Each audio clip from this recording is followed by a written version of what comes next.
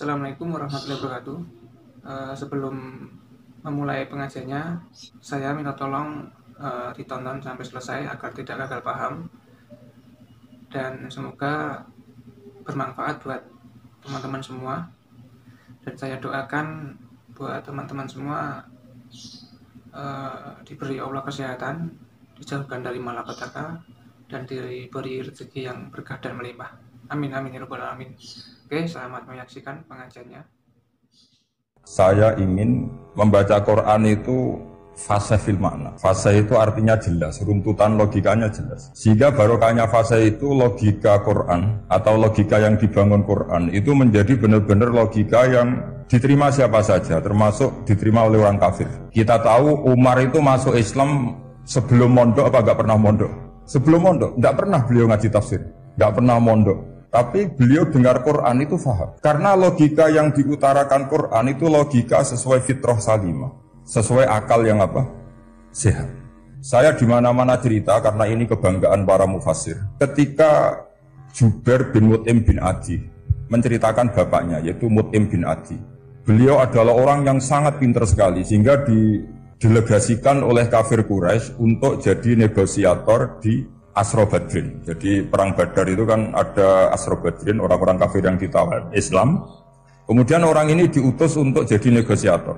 Singkat cerita pas datang ke Madinah, pas Rasulullah SAW baca surat Wattur wa kitabim mastur fi raqim mansur sampai ayat am khuliqu min ghairi syai'in am humul khaliqun sampai ayat am khalaqus samawati wal ard. Di ayat itu Allah menceritakan kalau Tuhan-Tuhan yang kamu anggap Tuhan itu sebagai Tuhan, misalnya Lata, Uzza, Manat, nggak apa-apa kata Allah. Tapi kata Allah saya minta bukti prestasi mereka apa kalau sebagai Tuhan itu. Apakah pernah ikut menciptakan langit bumi? Atau kalau nggak bisa menciptakan urun kata Allah, urun semen sak-sak kata Allah, penting urun. Sehingga logika lalu terbangun, prestasinya apa? Tuhan-Tuhan yang kami Tuhankan itu.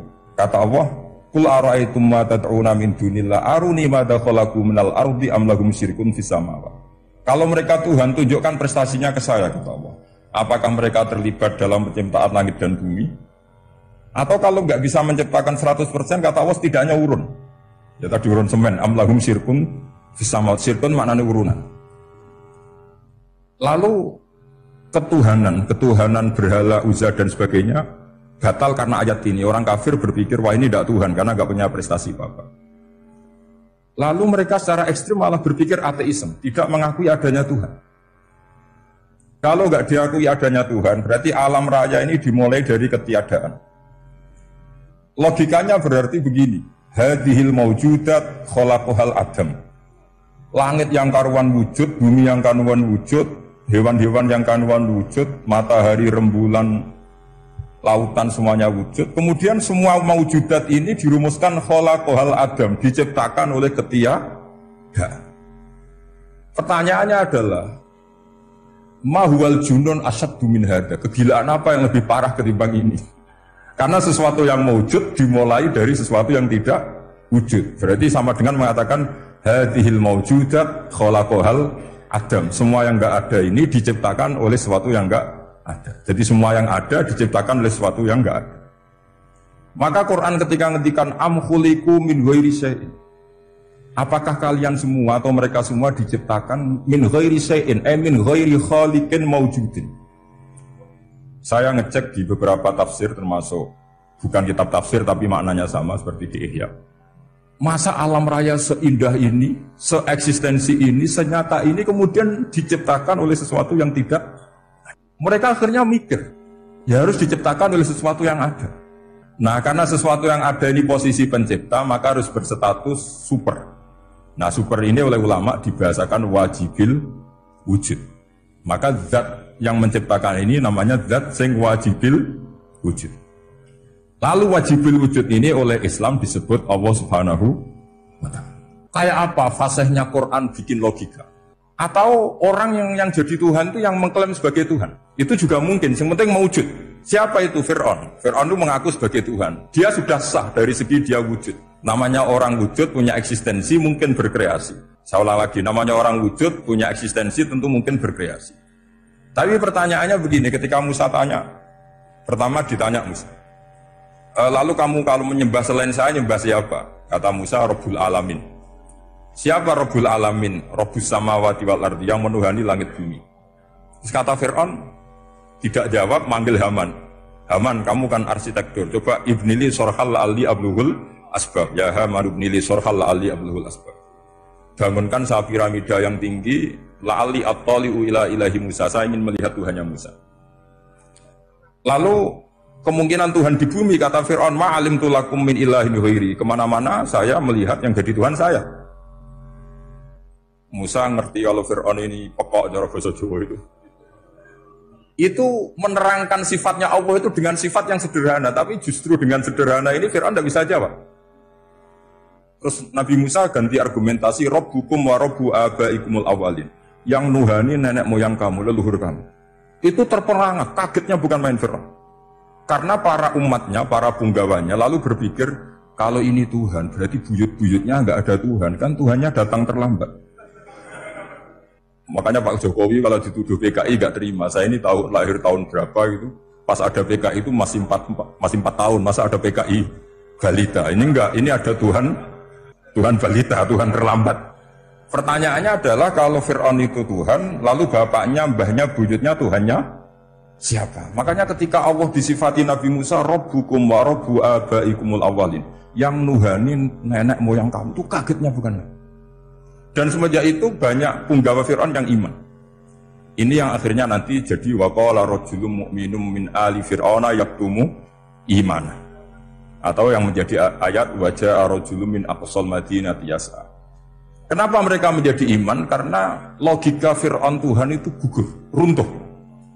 Bisori khil hujjah, dengan logika yang sangat transparan. Jadi ini perlu belajar tauhid. Jadi kalau sampean sudah kalah suara, jangan kalah logika. Kalau sudah kalah suara, kalah logika, jangan kalah tinggal mendengar saja kok tidak paham bambune gitu. Jadi ini sering saya utarakan. Makanya banyak ulama mengatakan fasihu ibaratil Quran itu bukan sekedar notnya atau sajaknya, kalau boleh dibilang saja, tapi karena runtutan cara berpikirnya. Maka kelihatan sekali di tema-tema Quran. Ketika nyifati Allah Rabbus samawati wal ardi tidak mengalahkan Fir'aun, justru dengan sifat yang ringan Rabbukum wa Rabbu abaikumul awalin bisa mengalahkan Fir'aun. Nah, kenapa sekarang orang tidak fasih baca Quran? Karena tadi perangkat itu tidak cukup. Saya berkali-kali matur, juga sering matur Mbah Mus. Saya itu sekarang masih belajar Al-Ibris, Mbah Misbah, Marbawi, semua khazanah tafsir, baik yang bahasa Jawa, bahasa Melayu, itu masih saya pelajari. Termasuk saya pelajari lughatnya. Mulai lughat yang setengah benar sampai macam-macam. Saya tadi matur sama Profesor Said Aqil Al-Munawwar. Memang bacanya harus urut, Said Aqil Al-Munawwar. Karena sekali salah, Said Aqil Sirat. Sebenarnya nggak apa-apa, ini sama-sama orang alim. Cuma tidak tahu nasib di publik ini, nggak tahu saya ya, macam-macam lah gitu. Namanya orang banyak, nggak usah dijelaskan. Tapi semuanya baik. Saya pernah ketemu Pak Said Aqil Sirat itu bilang gini, Gus, orang jadi wali itu sebabnya 2. Mungkin kalau kayak jenengan banyak pecintanya, yang doakan banyak. Kalau saya banyak yang benci, wah itu ngilangi dosa gitu kan. Batin berdasar orang alim bener wah. Jadi beliau nikmati memang itu. Karena babanya beliau itu sama dengan babah saya yang dari keluarga Kudus. Buyut saya itu kakaknya buyutnya Pak Said Aqil. Jadi makanya jangan pernah benci orang alim. Orang alim bulet atau kayak opo itu masih saja punya alasan. Saya itu dengar Kiai Bisri, cerita Kiai Bisri itu tidak ada yang serius. Dulu ketika ada polemik haji yang mu'alim, itu orang kumpul semua di sini. Kata Kiai Bisri, sudah nunggu Mbah Fadl. Mbah Fadl sudah di rumah. Ngiranya orang itu ya Mbah Fadl rawuh dileteh. Setelah lama Mbah Fadl tidak datang. Loh, Kiai Bisri Mbah Fadl tidak datang. Lah ya di rumah. Lah mana kok tidak ada? Ya di rumahnya sendiri. Karena beliau nggak pernah bilang di rumahnya. Orang saja yang kepikiran kalau itu rumah leteh. Itu mirip seperti guyonannya Rasulullah SAW. Nabi itu kalau guyon itu tidak pernah bohong. Makanya di tiba itu disebut wayam zahu walayakur ilahakon. Nabi itu ya guyon, tapi nggak pernah bohong. Yang bohong kan khayal kamu. Masyhur itu ada orang sepuh sowan Nabi, Di kitab saya itu perempuan, tapi di beberapa kitab lelaki. Saya tidak tahu pastinya berapa. Biasanya ahli hadis mentahmilkan ta'addudul qissaten atau ta'addudul waqi'aten. Oke, kita bayangkan itu perempuan. Ya Rasulullah, saya ini tergesa-gesa, nanti takut kemalaman. Ini orang sepuh. Jadi jangan kamu bayangkan Nabi Suwani wong ayu nom nanti jadi hoax. Orang sepuh. Oh, di sini aja, tidak usah tergesa-gesa pulang kata Rasulullah. Nah nanti gimana, saya jalan kaki ya Rasulullah sampai kampung saya itu nanti malam. Kata Nabi, la ahmilan naki alat minnako. Santai saja, nanti tak pinjemin anaknya unta. Kata perempuan tadi, ma fa'altu bibninako. Apa yang bisa saya lakukan dengan anaknya unta? Sudah, tenang saja kata Nabi. Setelah mau pulang, disiapkan unta, ya unta tua, unta layak dinaikin. Ya Rasulullah, ini kok unta tua? Katanya anaknya unta. Nabi dengan santai, oh masih tua ya anak unta. Jadi itu menafsirkan anaknya onto cilik itu kan pikiran yang kamu kan. Sebetulnya anaknya onto itu ya tua pun anaknya onto. Maka saya itu yang termasuk bangga. Nasib saya nanti insya Allah kayak Gus Mus, kayak Gus Dur. Sampai tua dipanggil Gus. Tapi saya niatnya lebih buruk. Supaya nanti kalau saya salah pantas ngidek Gus itu. Tapi dalam kompetisi kadang Gus itu kalah. Itu dulu di Pondok Sarang itu kalau ke WC itu antri. Itu yang di WC didodok supaya cepat keluar. Ayo cepat keluar, saya Gus. Dikira teror Gus itu yang di WC menjadi takut. Yang dalam WC gak kalah, saya malah kiai. Iya. Jadi memang kacau kalau sudah logika itu kacau. Tapi di Ihya kitab yang populer dikaji di pesantren, itu ada babnya. Qadiyat itu pengarang tentang betapa wajibnya takzim sama Rasulullah. Tapi punya bab mizahun Nabi, guyonan-guyonannya kaji. Cuma Nabi seninya tadi, wala yaqulu illa haqqan. Meskipun guyon itu enggak pernah bohong, itu butuh seni itu. Bohong guyon tapi tidak pernah bohong. Tapi umatnya ada saja yang pernah niru, ya termasuk Ki Bisri tadi. Sudah nunggu Mbah Fadl, sudah di dalam. Ketika ditunggu ternyata ya dalamnya Mbah Fadl sendiri, bukan di dalam apa? Ada seorang raja yang gemar kawin karena orang Arab gemar kawin. Itu setiap ada perempuan cantik ingin dinikah. Nikah itu masih baik, jadi sama tidak usah anti.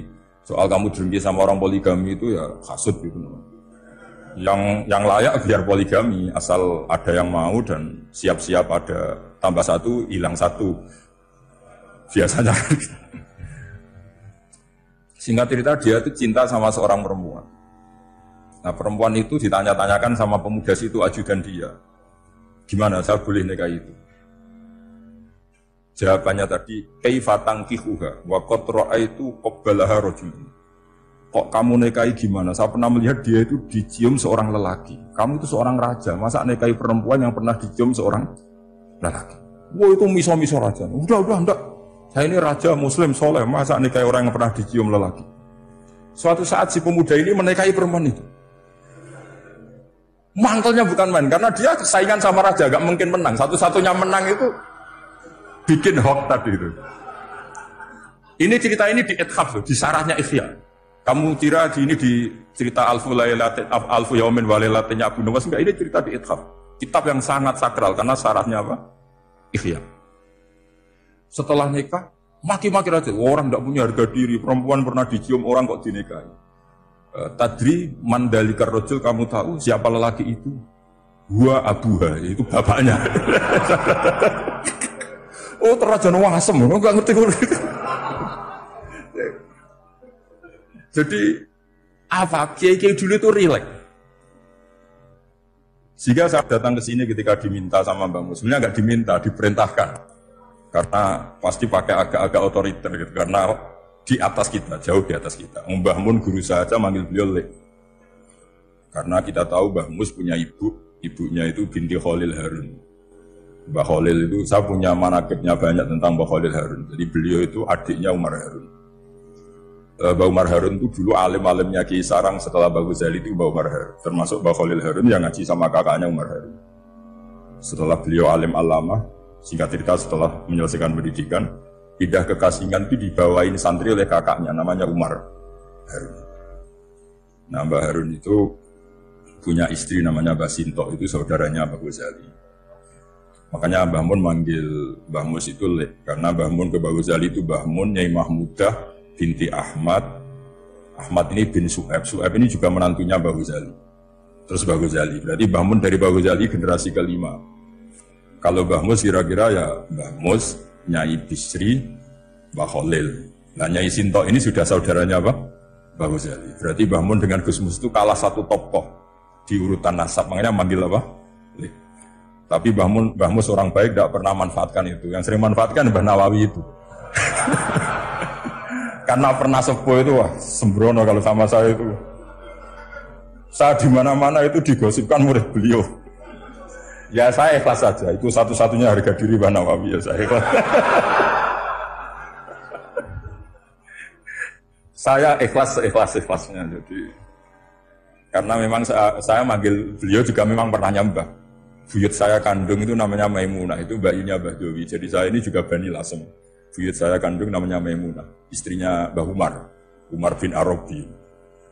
Melahirkan mbah saya sampai ibu saya sampai saya. Saya teruskan. Jadi cobalah Quran itu dibaca secara fasih. Kalau ingin baca fasih caranya gimana? Kamu harus belajar balaghah, belajar lisanul Arab, belajar mantek, belajar logika. Kalau logika itu tidak sampai, cari muhalnya. Ini fatwanya Said Rodon Al-Budi, juga fatwanya semua ulama usul fikih. Saya ulang lagi ya, kalau logika kamu nggak paham, cari sisi muhalnya. Saya ulang lagi, cari sisi muhalnya. Misalnya kamu angan-angan tentang Allah nggak dok. Sedurungnya Allah itu sopo. Misalnya kamu angan-angan gitu. Sama agama tentu itu dilarang, tapi orang filsafat tetap saja nyari itu. Lalu hentikan pencarian itu, yaitu tadi katakan saja hadhil maujudat yastakhilu ayyakhluqahal adam. Sesuatu yang maujud tentu enggak mungkin disebabkan oleh sesuatu yang tidak ada. Fa innal adama la yu'athiru aslan wa la yakhluqu aslan. Namanya sesuatu yang enggak ada pasti tidak berstatus pencipta. Namanya saja enggak ada. Akhirnya la budda min ayyasbiqu hadzal alam maujudun. Maka alam ini harus didahului sesuatu yang mau lah maujud ini yang oleh Islam disebut Allah Subhanahu wa Ta'ala. Sudah selesai di sini. Tinggal delok TV, tinggal ngopi, turu sampai setannya setruk karena nunggu mau bikin was-was itu lagi. Loh saya itu termasuk kiai paling sering lihat sinetron. Kadang ya lihat Mak Lampir itu sering sekali. Sampai istri saya itu protes, Gus, dengan kata orang banyak orang alim kok senengan itu Mak Lampir. Karena setan mau menggoda saya tentang berpikir Allah. Jadi dia ngenteni. Itu malah mikir Mak Lampir gitu. Setelah lihat Mak Lampir biasanya saya itu lapar, terus makan. Habis makan tidur. Setannya masih nunggu mau was-was. Ternyata saya habis bangun ngopi lagi. Kadang lihat berita orang ditangkap KPK, macam-macam. Ini penting saya utarakan supaya setan itu tidak menang. Jadi ciri utama setan itu kata Rasulullah SAW, setan ini goda umatku, hadhil jibal khalaqaha Allah, hadhil ardo khalaqaha Allah. Hadhil bihar khalaqaha Allah. Faman khalaqaha Allah. Itu makanya banyak orang jurusan filsafat kebingungan karena tanya Allah itu siapa? Kata Rasulullah, jika sampai ini maka kamu harus berhenti. Lu berhenti tanpa dialihkan ke yang lain kan susah. Tinggal aja lihat dulu sinetron. Ya paling gampang ya Mak Lampir, kan ada takut-takutnya sedikit. Karena kalau lihat sinetron anak-anak milenial itu kalau ada artis cantik sampai nangis. Karena istri kamu tidak seperti itu. Jadi ini trik ya, trik supaya melihat TV tapi tidak nyesal.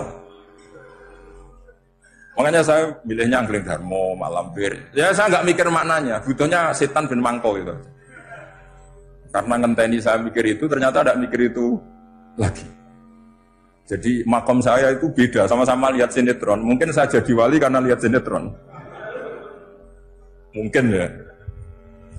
Makanya banyak wali itu nggak bisa diduga. Banyak orang jadi wali itu justru karena makan, justru karena melakukan hal-hal yang cara orang banyak itu salah. Itu Abu Yazid Al-Bustami itu pernah tanya sama Allah. Kapan nggak usah bayangkan caranya tanya gimana? Nggak wali ya nggak tuh. Sudah ada saya tanya itu. Abu tanya gini, ya Allah, orang sesergup saya dalam ibadah sedekat ini sama jenengan. Lalu saingan saya dekat jenengan masuk surga itu siapa? Sama Allah ditunjukkan orang yang tidur, itu tidur ya teman kamu yang tidur di kamar. Nggak terima Bu ya, ini gimana kok bisa setingkat saya orang yang tidak harus tidur itu.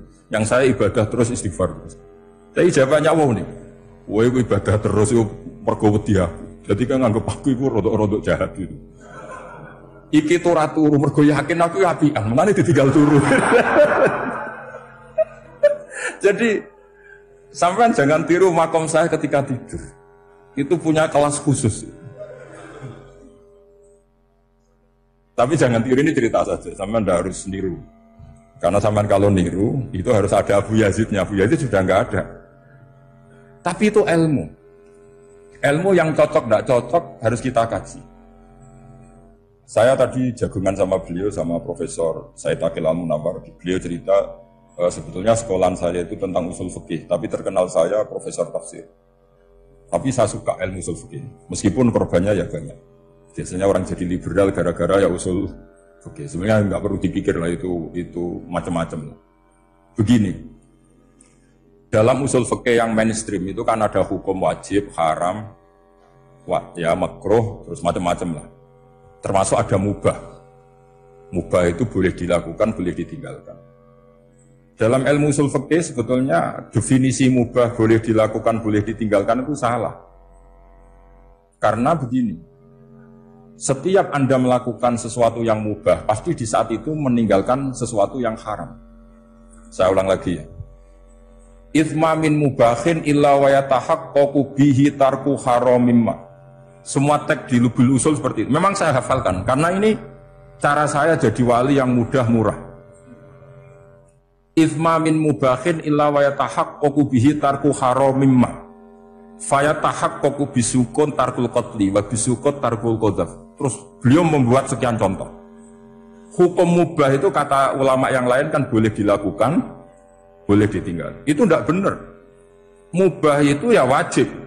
Karena setiap kita melakukan mubah, maka saat itu berarti kita meninggalkan barang haram. Coba orang tidur itu artinya apa? Tidak zina, tidak maling, tidak selingkuh, tidak mabuk. Sampean di pondok nikmati jagungan, rokokan, ngopi. Artinya nikmati rokok, nikmati kopi. Tidak menikmati tontonan di bar. Makanya kita berharap malaikat itu belajar usul fikih sehingga ketika kita rokok di pondok dilihat hada taroka melihat bar, wahada taroka melihat dangdutan. Wahada, jangan sampai malaikat bilang gini, dasar kere rakrat delok. Itu repot kalau sampai begitu. Nah, kalau mubah itu artinya tarkul haram. Tarkul haram itu wajib apa sunat? Wajib kan? Berarti setiap orang melakukan mubah, hakikatnya melakukan wajib. Dan itu artinya dapat pahala. Salah sampean ngaji nira khatam, jadi ngelakoni mubah itu mengira tetap mubah. Maka berbahagialah orang yang ngajinya khatam.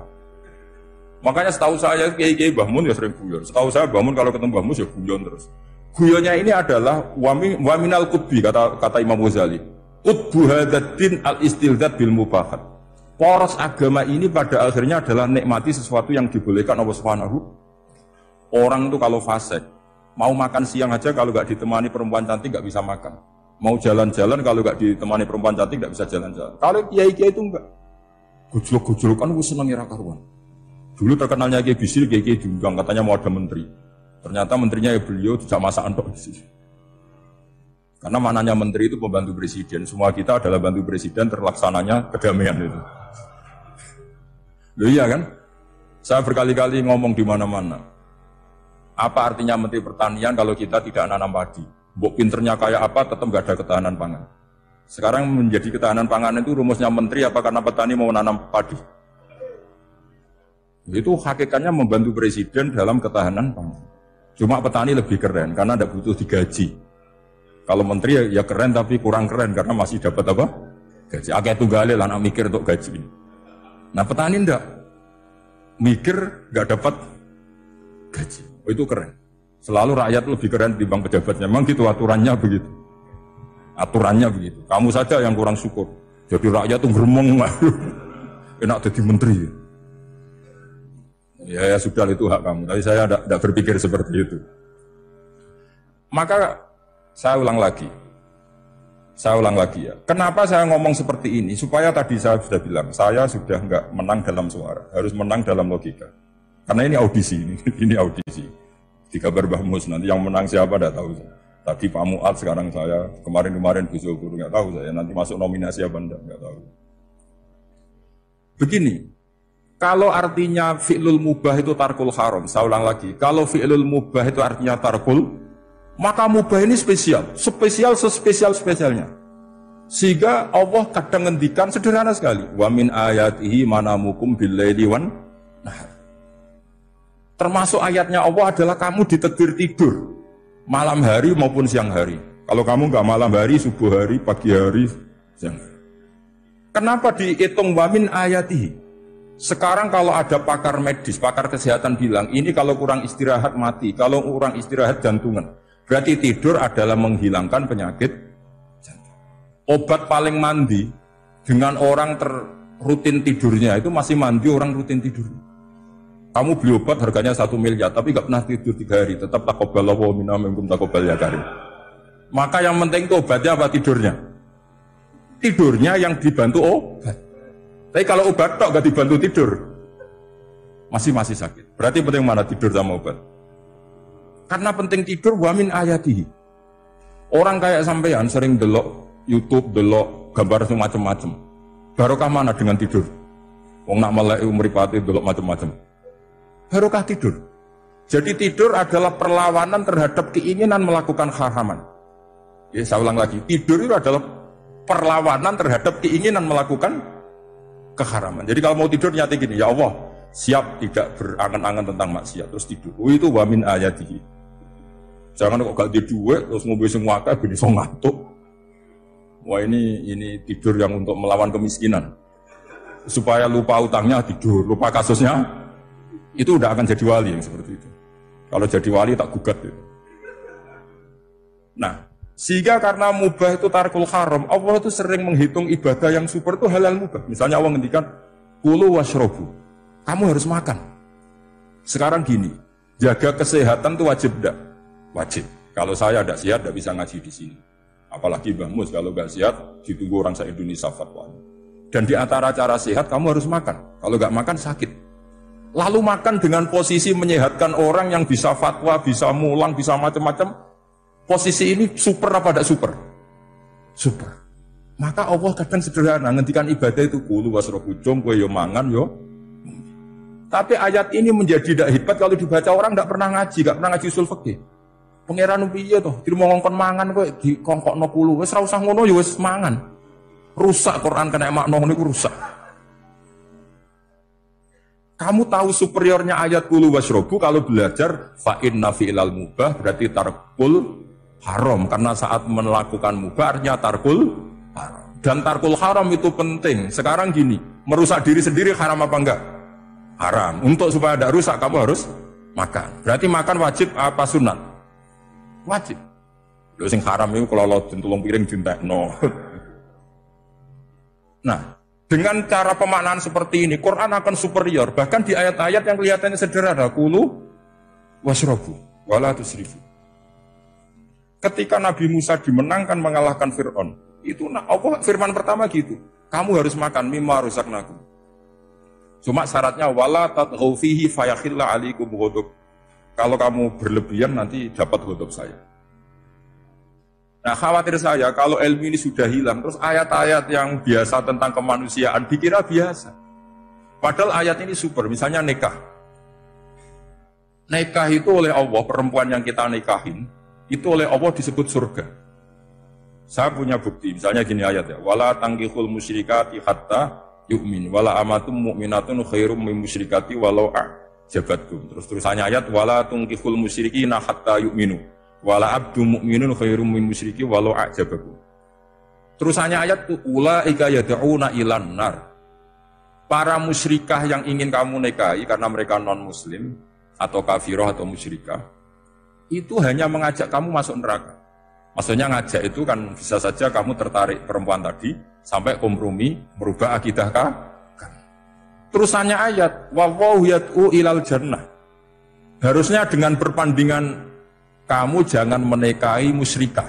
Logika perbandingannya kan wawaw yad'u ila nikahil mu'minah. Saya ulang lagi, harusnya muqabalahnya kan wawaw yad'u ila nikahil mu'minah. Allah mengajak kamu supaya menikahi mu'minah. Tapi kata mukminah sama Allah diganti, wa yad'u ilal jannah. Allah mengajak kamu masuk surga. Ila nikahil mu'minah.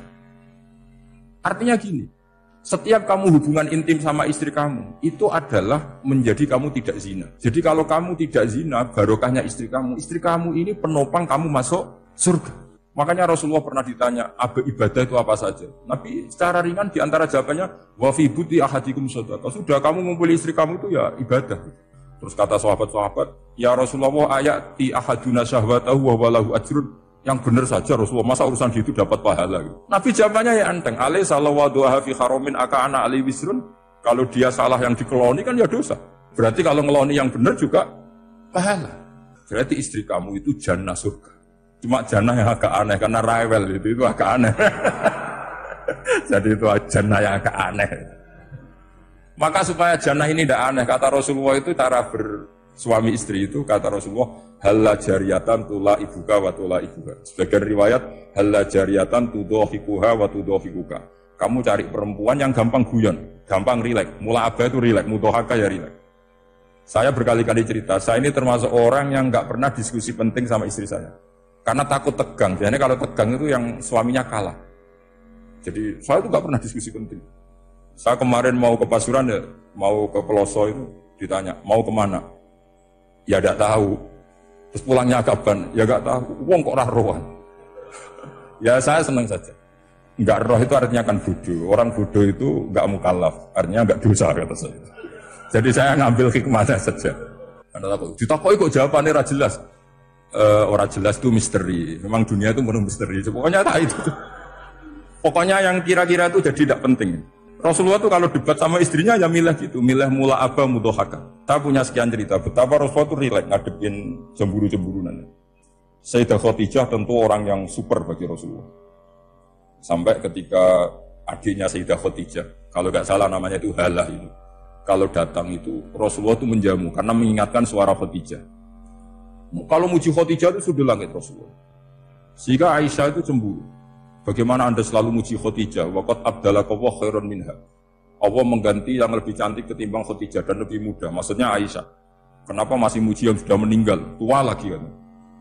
Gantian Sayyidah Fatimah yang tersinggung karena ibunya ditua-tuakan. Itu ketika Fatimah cemburu, mangkelnya sama Sayyidah Aisyah.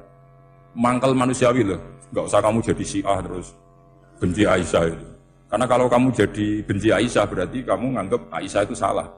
Dan itu efeknya di Rasulullah, berarti Rasulullah milih istri yang salah. Makanya kita ini mazhabnya ahli sunnah. Abu Bakar tidak mal'un. Kenapa tidak mal'un? Kalau kamu bilang Abu Bakar mal'un, berarti Rasulullah salah pilih teman. Umar tidak mal'un, karena Rasulullah pasti milih teman yang benar. Begitu juga milih istri yang benar. Dalilnya tidak usah jauh-jauh. At-thayyibatu lit-thayyibi. At-yabut thayyib tentu Rasulullah. Berarti istrinya pasti thayyibah.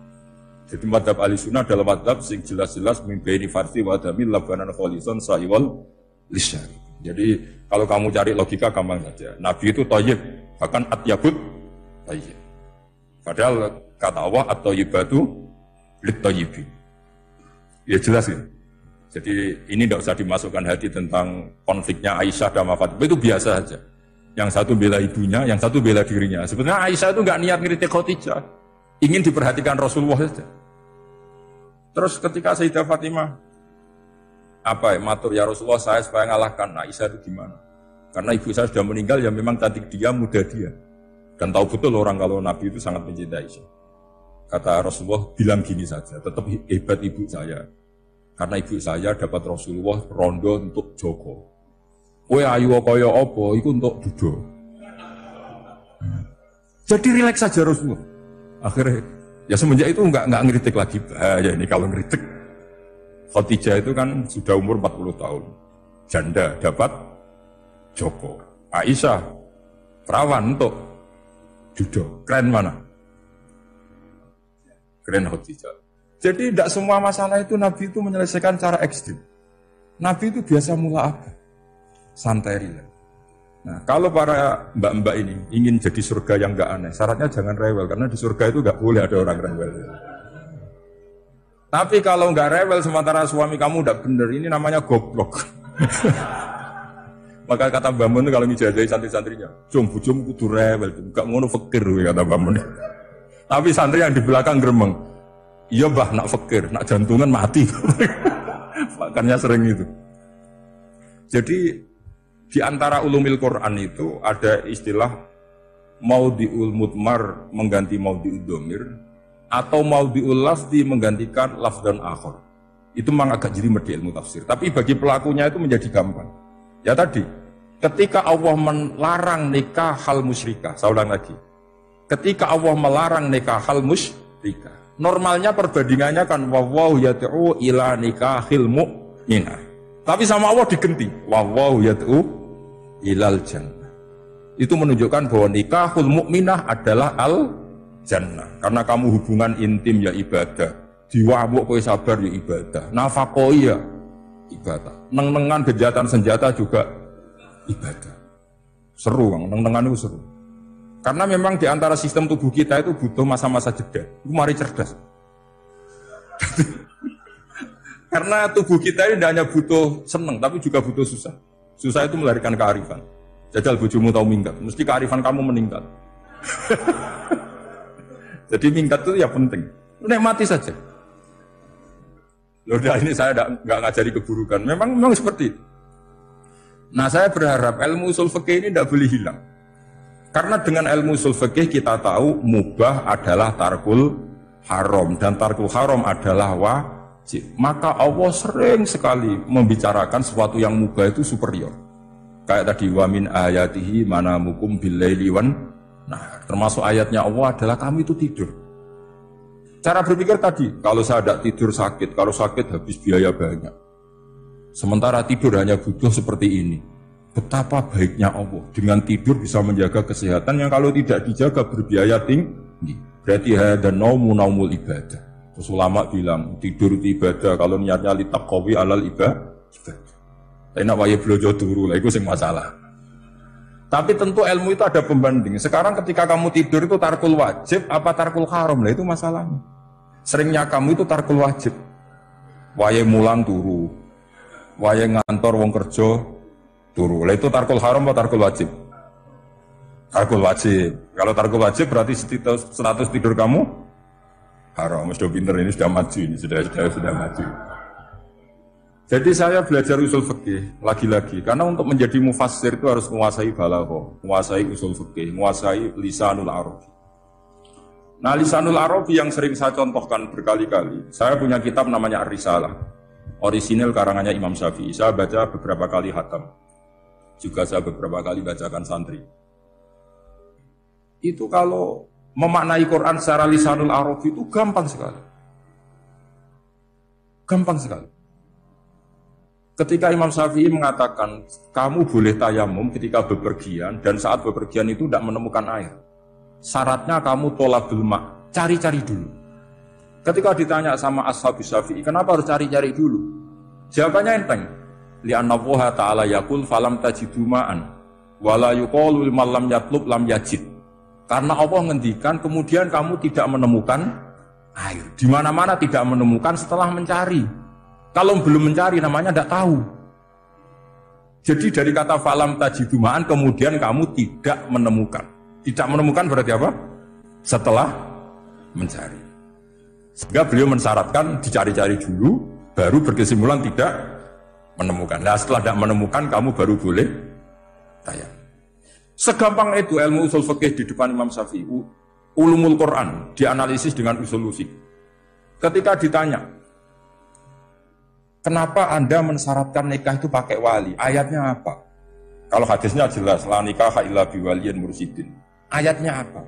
Imam Syafi'i secara enteng baca ayat fala ta'duluhunna ayyankihna azwajahunna idza tarawdu bainahum bil ma'ruf. Jika wanita yang kamu waleni, saya ulang lagi, jika perempuan yang kamu walikan, misalnya kamu punya anak yang umur 20 tahun ingin nikah sama seseorang. Seseorang ini layak. Ya misalnya kiai ya apal Alfiyah. Tadi kata Mbah Mus itu muridnya Mbah Khalil itu Alfiyah diwolak-walik apa. Saking seringnya belajar Alfiyah kata beliau sampai santri apal Alfiyah wolak-walik tapi roh carane jamak kosor. Karena dulu pondoknya mau pondok nahwu. Jadi kayak di ngelirap itu. Tonggone nganti apal fa'ala yaf'ulu fa'lan. Cinone wae apal sange bedino tuh ujiane ra selawatan. Fa'ala yaf'ulu fa'lan wa ma fa'lan wa fa'ilun. Jadi pondok ya macam-macam. Itu saya tadi sampai mana itu? Tentang apa? Wali nikah tadi. Di bab fikih, saya ulang lagi di bab fikih. Itu kata Allah, jika perempuan yang kamu walikan itu ingin nikah, fala ta'duluhunna, jangan kamu larang. Kata Imam Syafi'i, kalau seorang wali tidak punya hak mewalikan, maka larangan jangan menghalangi itu tidak ada gunanya. Misalnya gini, Zaid itu tidak punya utang saya ulang lagi, Zaid tidak punya utang saya. Memang ini ilmu logika, Zaid tidak punya utang saya. Terus sampean bilang ke saya gini, Gus Bah, Zaid ojo tagih. Itu omongannya wong aneh apa enggak? Aneh kan? Tapi kalau Zaid punya utang saya 1 juta, terus kamu menasihati saya, Gus, Zaid ojo tagih. Benar apa enggak? Wali itu punya hak melarang. Saya ulang lagi, wali berarti punya hak melarang putrinya tidak nikah. Sehingga diperintahkan Allah, kamu jangan pernah melarang. Berarti punya hak melarang. Kayak tadi, Gus ojo tagih, berarti aku hak nagih. Misalnya otoritas bandara ATR, pesawat Boeing sekian-sekian Lion, bolehkan landing di sini. Karena operatornya punya hak melarang, juga punya hak mengizinkan. Tapi kalau orang lain kamu bilangin, pesawat Lion nggak boleh landing di Semarang, orang lain yang nggak terkait dengan otoritas itu, aneh nggak omongan itu? Aneh. Kalau wali dilarang menghalangi perempuan ingin nikah, harus memberi izin maksudnya, maka berarti wali punya hak menikahkan. Paham yang saya maksud? Makanya Imam Syafi'i mensyaratkan seorang perempuan yang nikah harus pakai wali. Jadi segampang itu. Kitab Ar-Risalah menerangkan ulumul Quran. Dan dalam banyak hal ulama dulu itu, makanya saya tadi berjanji, karena Quran itu bisa kamu baca fase, kamu dengerin suara enak ya enak, kamu dengerin logika yang enak ya enak. Jangan sampai kamu udah dua-duanya. Suaranya sudah ada enak, logikanya tidak enak, itu kacau namanya. Ketika Imam Syafi'i ditanya, bagaimana hukumnya uzubah? Uzubah itu gak nikah. Padahal ada hadis, waman rohiba an sunnati falisa. Kata Imam Syafi'i, ya gak apa-apa. Kenapa?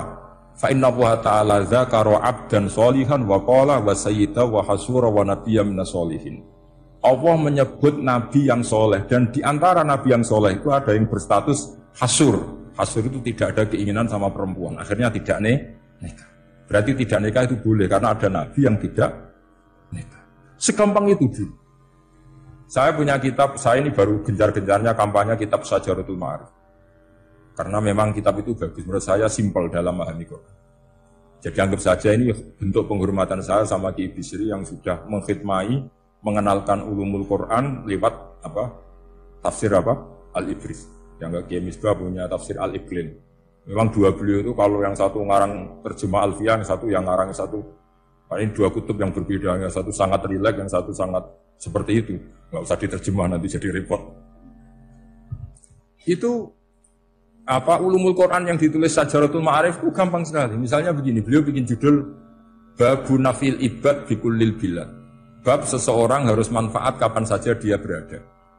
Itu terus beliau qala ta'ala wa ja'alani mubarakan ainama kuntu.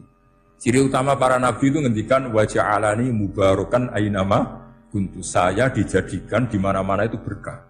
Jadi seseorang hidup harus di mana-mana manfaat. Terus ketika beliau ngendikan babun la yutrakul haqqu li ajlil batil, bahwa kebenaran tidak boleh ditinggalkan hanya karena ada banyak kebatilan.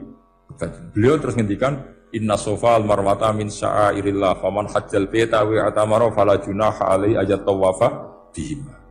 Jadi di sofa itu ada berhala namanya Isaf, di Marwah ada berhala namanya Nailah, atau sebaliknya pokoknya Isaf dan Nailah. Terus sahabat kalau mau sa'i itu merasa dosa karena harus melewati berhala-berhala itu. Sehingga mereka tanya, ya Rasulullah, saya ini tetap tawaf enggak? Padahal di tempat-tempat itu ada berhala. Terus kata Allah, tetap tawaf. Nah, tetap tawaf ini artinya apa? Melakukan barang hak meskipun di situ banyak kebatilan. Itu manhajnya para orang-orang alim kita. Mbah Mus itu ya berkawan sama orang yang macam-macam. Kamu tidak usah ngeritik, itu fikihnya sudah kelas tinggi. Fakihnya tuh la yutrakul haqqu li ajlil batil. Saya di mana-mana cerita. Saya punya kitab namanya Khilyatul Auliya wa Tabaqatul Asfiya. Itu syarat kamu kalau daftar wali harus punya kitab itu. Khilyatul Auliya wa Tabaqatul Asfiya. Itu karangannya Abu Nu'aim Al-Asfihani. Kitab itu yang jadi indukan Ihya ketika menyebut manaqibul akhyar. Kita tahu Ihya kalau bab tasawuf mengikuti Kutil Qulub yang dikalang Abu Thalib Al-Makki. Kalau fikih tentu beliau mengikuti Imam Haromen gurunya, yaitu kitab Nihayatul Matlab fi Dirayatil Madhab. Kalau manaqibul akhyar beliau mengikuti kitab Khilyatul Auliya. Dan mengikuti itu penting kalau dalam tradisi kiai. Gak boleh seorang kiai kok mikir sendiri, namanya mustakil. Kalau mustakil itu mubtadi', bikin tatanan baru dalam agama.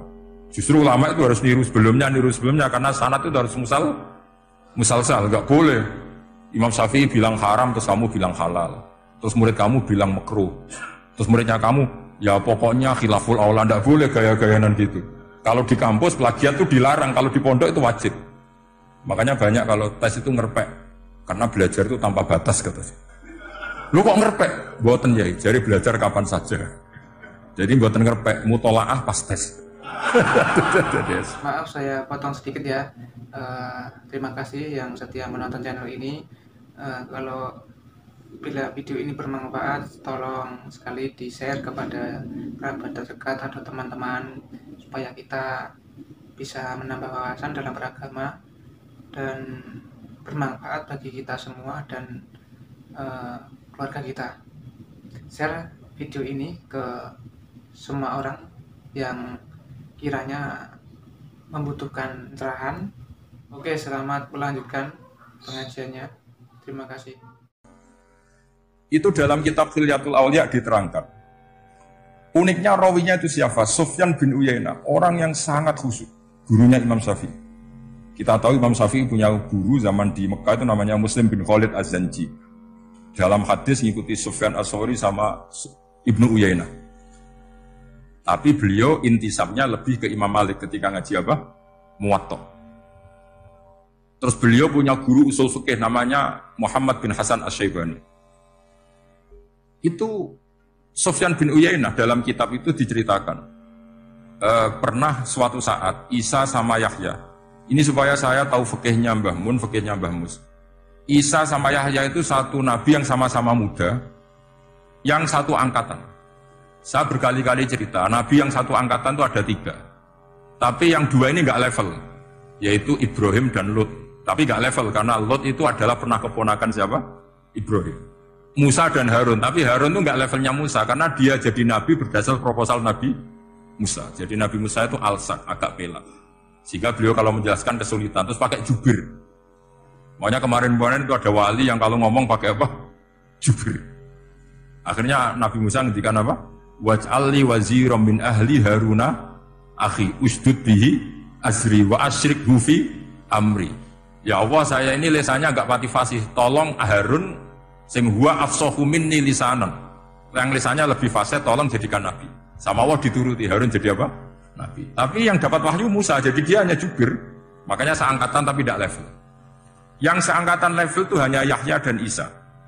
Nabi Isa kita tahu berstatus wa yukallimun nasa fil mahdi wa kahla. Jadi mulai kecil sudah pinter. Nabi Yahya ya gak kalah keren. Ya Yahya khudil kitab bi quwwah wa atainal hukma sabiyah. Ketika kecil sudah pintar. Jadi ini rivalitas dalam ilmu. Makanya khilaf itu penting. Jangan gontok-gontokan, berarti tahu ngaji. Khilaf itu penting. Nabi Yahya itu kalau jalan-jalan sampai Nabi Isa, itu yang Nabi Yahya mesti tanya, Aina khiyarun nas, rumahnya orang baik mana? Saya mau nginep di situ. Mesti tanya gitu kalau di satu perkampungan yang beliau-beliau sedang jalan-jalan. Tapi kalau Nabi Isa tanyanya aneh. Aina syirarun nas, wong sing elek-elek manggoni nang ndi? Akhirnya ini kan terjadi debat, tapi karena sama nabinya ya tidak debat kusir terus kubu-kubunan 0 berapa sama 0 berapa, enggak, ini sama ya sama-sama 0-0, sama-sama orang ikhlas itu 0-0. Sama lama terus debat kecil. Kenapa kamu tanya aina khiyarun nas? Mana orang-orang baik? Jawabnya Nabi Yahya, ya kumpul orang baik itu enak, nyaman, teduh, enak lah. Nah kamu kenapa kau tanya mau nginep di aina syirarun nas? Ana nabiyun, ana tobibun, udawil mardo. Saya ini dokter, nabi itu dokter. Di mana-mana dokternya menunjukkan yang sakit. Kalau Anda peneliti penyakit, cari daerah yang banyak endemik penyakit apa yang daerah sehat? Daerah yang kena endemik penyakit. Tapi problemnya Anda sendiri berpenyakitan, kalau ke situ tambah nemen. Ya, itu. Ya sama, kalau kamu kira-kira tidak kuat ya jangan kumpul orang yang seperti itu. Kamu tidak kuat kan, malah katut. Tapi fikih-fikih kiai-kiai kita, guru-guru kita, berteman orang macam-macam tenang saja. Karena mereka kekuatan kesalehannya sudah absolut, sudah kuat sekali. Ya tentu bi'aunillah wa bitaufiq. Sehingga kamu tidak usah meki para guru-guru kita. Saya pernah didhawuhi Mbah Mun. Ya dong ya, aku wis ketemu Megawati. Piye-piye Indonesia kudu damai. Engko nak tukaran yo repot. Jane yo piye, aku yo kiai. Artinya beliau harus ketemu karena untuk supaya Indonesia itu damai. Beliau anggap saja makili religius, Bu Mega makili apa? Nasional. Dan Indonesia damai itu kalau ada kerjasama antara kaum nasionalis dan kaum apa? Religi. Jadi yang namanya damai itu penting sekali. Sampai Rasulullah itu pernah berdamai sama orang yang jelas-jelas kafir. Apalagi Indonesia belum sampai seperti itu. Yaitu kita tahu dalam Sulhul Hudaybiyah, Nabi berakad damai sama Suhail bin Amr, padahal kafir. Nah, kalau kamu Qur'annya sudah seperti itu, maka Qur'an itu punya kekuatan yang luar biasa. Ketika Sayyidina Ali konflik sama Sayyidina Muawiyah, itu dirumuskan kita berdamai. Setelah kita berdamai, terus ada pertanyaan begini. Lalu orang yang sedang konflik itu nak ketemu raine, roh raine wis ra seneng. Ning dinggon dine konflik ketemu raine wis ra seneng. Oke, kita pakai mediator, kata Sayyidina Ali. Akhirnya Sayyidina Ali pakai mediator, Muawiyah pakai mediator. Terus orang Khawarij bilang, dalilnya apa mediator itu? Nggak ada Qur'annya. Itu orang Khawarij. Sama nggak usah tanya, kalau orang sekarang yang apa Gus? Wah itu mari fitnah, itu provokator, katanya gitu. Singkat cerita, terus Sayyidina Ali itu agak marah. Karena beliau terbentuk oleh Qur'an. Itu spontan Sayyidina Ali baca ayat, wa in khiftum shiqaqa bainihima fab'athu hakaman min ahli wa hakaman min ahliya. Jika suami istri menghadapi konflik, di mana-mana konflik roh raine kan gak seneng. Maka yang keluarga lelaki kirim mediator, yang keluarga perempuan kirim. Terus dari Sayyidina Ali, wa ummatu Muhammad a'dhamu min amri rajulin wa imra'atin. Umatnya Muhammad lebih serius ketimbang urusan lelaki dan perempuan. Wong suami istri saja kalau konflik butuh mediator, apalagi hadhil segampang itu mereka istidlal. Jadi mediator dalilnya mana ya? Dalilnya wa in khiftum shiqaqa bainihima fab'athu hakaman min ahli wa hakaman min ahli. Dulu Quran itu seperti itu. Ya sekarang problemnya Quran itu tidak dikaji seperti itu, sehingga fasihul ibarat atau fasihul akli atau balaghatut ta'aqqul itu enggak ada. Makanya saya ini pengagum kitab Ibnu Hajar al-Asqalani yang nyarai Bukhari. Kata Ibnu Hajar al-Asqalani, termasuk mukjizatnya Quran adalah al-iltizat al-aqli. Akal itu menjadi nyaman. Itu uniknya yang dicontohkan seperti ngaji saya malam ini. Misalnya, Allah ngendikan amkhuliku min ghairi syai'in, yang namanya maujudat tentu diciptakan sesuatu yang maujud. Karena akal akan tersiksa ketika dicekoi gini. Hadhil maujudat khalaqahal adam. Tersiksa enggak akal kamu sebagai orang waras dicekoi pikiran hadhil maujudat khalaqahal adam. Ini maujudat disebabkan oleh ketiadaan. Mesti kowe ra iso turu. Barang rono iso gawe ku piye. Nah ini yang dimaksud dalam ilmu tasawuf ala bi dzikrillah tatmainnul qulub. Jadi cara tenangnya hati itu macam-macam. Nak wong toreko wis wong kon wiridan. Nak koyo kula rada ahli akal, wis meneng. Alhamdulillah di pangeran sing wujud. Berarti hadhil maujudat khalaqahal maujud. Berhubung maujud ini pencipta berstatus super. Super itu dalam agama disebut wajibul wujud atau musabbibul asbab atau kausa primamboh lah sauning-uning. Yang penting itu ora hadhil maujudat khalaqahal ada. Makanya kata beliau, Nabi itu bukan sekedar jamal suratan, ganteng secara perawakan, secara fisik ya, tapi juga Nabi punya jamalul akal. Akalnya itu nyaman. Yaitu kita disuruh iman dengan sesuatu yang memang kita nyaman.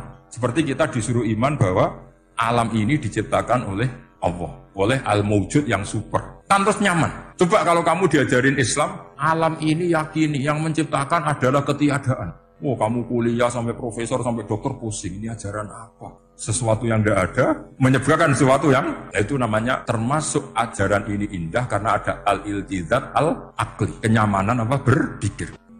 Wasoyarol aliman nikhriro zindiko. Ya misalnya wong alim, semua muin dipimpin ketua yayasan sing ra iso ngaji. Kowe dadi kafir zindik apa mau menamuni takdir? Nasib ya. Artinya bait yang terakhir itu kita enggak ikut itulah. Masa sampai segitunya kok. Wa sayyarul aliman nikhriro zindik. Fenomena itu menjadikan wong sing alim tahqiq dadi kafir apa? Selama ini kan enggak sampai segitu. Kok sampai loh. Mau geremang-geremang ngene apa? Nasib. Gelar apa Kang dokter? Kerja apa ning pabrik iku? Pangkat apa? Biasa anak buah. Lah ketuane apa? Ratu sekolah. Itu kira-kira jadi kafir zindik apa mau muni wiridan nasib? Nasib. Alhamdulillah lah. Wis ra usah nganti. Lho nggih mau seperti itu. Kalau nek kecelok wong alim, waduh iku kudu ini. Saya itu pernah haji plus. Ya model bodoh. Ora bodoh menyek wong. Bodoh. Wajib di kursus sampai mutawif sing potongane iku maca takrib ora iso. Yo tuturan no detail batin sembrono. Dosa gede tenan iki kok. Ini maca kitab sak foto-foto diterangno. Matane wong. Apa dalilnya kalau bisa Romyul Jimar qobla zawal? Kan dekne iku karena rapati ngalim jadi standar wae. Romyul Jimar yo badas zawal. Wes yo SOP standar operasional. Malah. Lah sing kelompok sing alim wong telu. Akhirnya cocokan mbek kula. Sing waras ngalah sembarno sak uni-unine. Sing jelas malaikat do tersinggung, wong alim sing diomongi ngono panjang. Ruwet ra karuan. Dijak nafar awal mau tenan. Padahal negara inginnya kita nafar awal karena shiftnya kloter itu harus sudah cabut dari Mina. Dia nggak mau. Yes, melok bodoh gitu. Gusti hari-hari ini kalau ikhlasnya dadi wong bodoh timbang geger. Timbang apa? Kita ini kan sinau kitab nganti sak boto-boto sampai roh carane balang jumroh itu nggak sapike watu saka Musdalifah. Kita ini sebagai wong alim kan tahu-tahu tanya, apakah semua batu sah apa enggak? Terus sampean asal batu apa syaratnya harus dari Musdalifah? Lalu kalau batu bekas yang dipakai kemudian bekasnya boleh enggak dipakai? Ini pikiran wis tok kono SOP. Standar kan ribet. Ngadepi wong bodho ribet. Kono posisi ketua rugu. Lah aku yang mau mikir, padahal ngetok orang alim malah dikongkon mimpin malah repot. Wis bayar kon mimpin, wah momok. Nah akhirnya bodoh. Tapi jenenge wong alim yo tersiksa. Tersiksa loh kan, jadi wong alim terus dijak bodoh, tersiksa. Ya beritanya bang, tetir.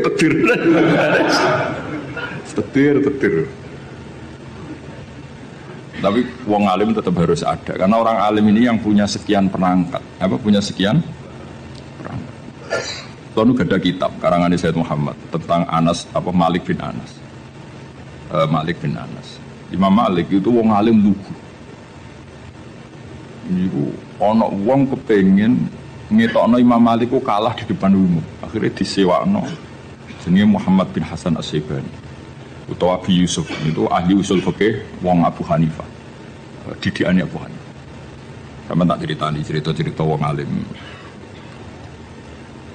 Imam Malik itu wong lugu. Wong lugu itu pokoknya nak ora penting gak kersa ngendikan. Lan Imam Malik ku keramat mergo lugu. Mana sampean lugu ora tak anggap bodoh, tak anggapnya niru Imam Malik. Abu Hanifah itu didik murid itu luar biasa. Nak anu cah cerdas itu biayai. Di pondok no. Kowe oleh boyong nak wis iso ngalahno aku. Dadi Abu Hanifah ora ono ulama ikhlas kok Abu Hanifah. Dia ini bangga nek dikalahno murid. Iku dino debat. Nak murid ora ngalah nurun diboyong. Nak wis iso ngalahno dene diboyong sumpenen. Ora ono wong ikhlas kok Abu Hanifah. Dia uang paling ikhlas ning bab. Dilawan murid terus seneng. Mulane gede bedino debat. Ya tahu debat dengan Imam Malik. Imam Malik juga kuat tidak debat dengan Hanifah. Kuat cara berpikir Hanifah ku kuat. Itu ora kacau ya, sama tak kei contoh. Misalnya iki tingkat, ngono ya. Kowe ceblok ikan wong wakeh. Mesti nek ana wong ceblok itu kan kena salah satu. Ini misalnya ada orang jatuh dari atas, mesti kena salah satu enggak? Kena. Nak sing ceblok gendut, berbobot piro? Gendut kene. Piro? Satu seloro ya. Gak Hamdani iki seloro, Hamdani seloro. Hamdani jeblok di tengah-tengah kang. Pertanyaannya, Hamdani itu wajib lengser ke pinggirnya apa harus tetap di situ? Kalau sampean nggak jawab aja, latihan ngalim ya. Harus pindah ya tetap kena orang lain atau tetap di situ? Pindah atau tetap di situ? Kalau tetap di situ karena beban berat tubuh, beban berat dosa barang mari abot itu. Iku kan saya ingin orang nahan berat 2 menit sama 5 menit efek di kesehatannya parah mana? Parah 5 menit. Oke, ora tau dadi wong alim ngono diwarahi ra. Lho itu ada di usul fikih, di lubul usul pertanyaannya. Ketika orang kena beban kamu 2 menit, kalau kamu tidak pindah kan menjadi 5 menit. Sebaiknya pindah apa enggak? Ya kamu mau cari orang lah ya. Serempet sama amatir pindah kan? Kalau pindah pertanyaannya, ketika kamu ceblok, itu kan tidak ikhtiar kamu, sehingga kamu tidak kena dosa. Wong ngerti-ngerti ceblok. Tapi kalau kue pindah itu ikhtiar kamu. Sesuatu yang anugerah ceblok orang ikhtiar itu kan relatif dimaklumi Allah wong orang ikhtiar. Daripada kue ikhtiar menginjak arif atau ngelihat apa itu? Artinya gini, nak sing mbok pindahi ku gak ikhlas, kuwi yo kena keteratapan dosa wong iku wis ikhtiar. Nah sing pertama kan gremeng-gremeng wong takdir. Ayo, oke, milah pindah lho ora. Nah pertanyaannya seperti itu. Milah boten pindah. Lho ku debat Abu Hanifah bin Imam Malik.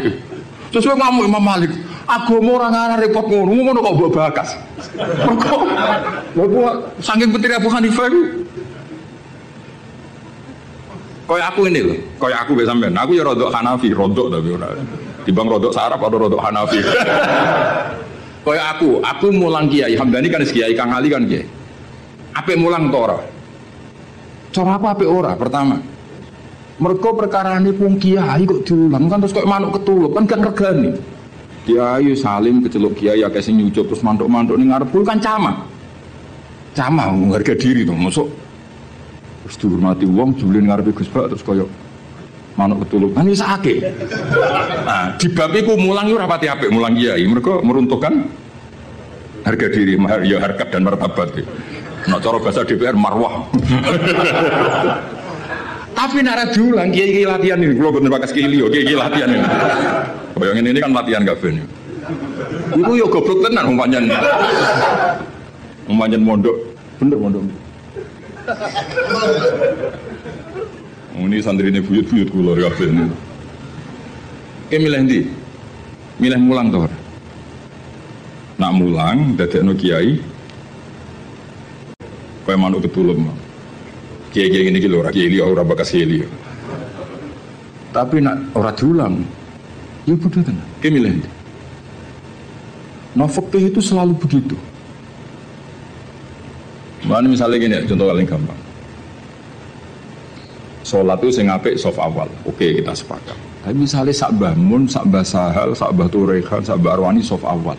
Sing khutbah pas murite. Iku ora kesemper nek wis apik.